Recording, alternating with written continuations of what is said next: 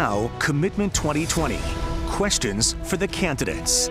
We asked the candidates for the 5th Congressional District, what more needs to be done to provide affordable, reliable health care to Americans?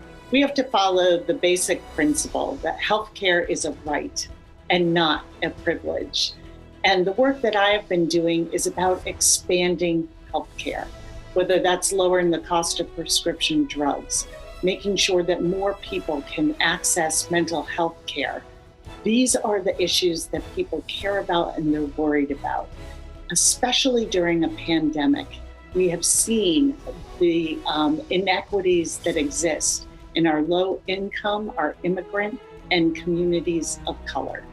And we have to make sure that we are expanding the ACA and covering more people so that nobody has to worry about how they will cover those medical bills, that they can focus on getting well when they get that diagnosis, when they have that medical incident happen to them.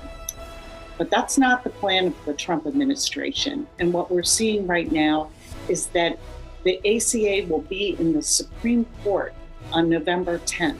And there is a rush to get a new Supreme Court justice confirmed so that she will be there to vote against the ACA. In the middle of a pandemic, taking away health insurance from 23 million Americans and making it once again difficult, if not impossible, to find health insurance if you have a pre-existing condition. I think there needs to be healthcare reform. I know the case is moving up at the Supreme Court, the Affordable Care Act case there, and I know people have anxiety about that, and I understand that.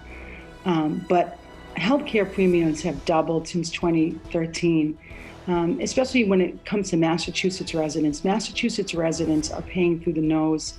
54% of our entire state budget is healthcare, so they're paying through their individual plans and they're paying through taxation as well.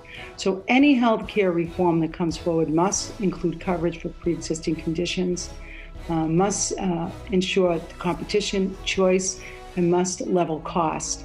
I think right now it's a huge burden to many, many Massachusetts residents especially. So I do think that there's an opportunity to improve healthcare, and I will wait to see what happens with the Supreme Court case in November. But I think Massachusetts had a good plan in Mass Health. I think it was an affordable plan for many.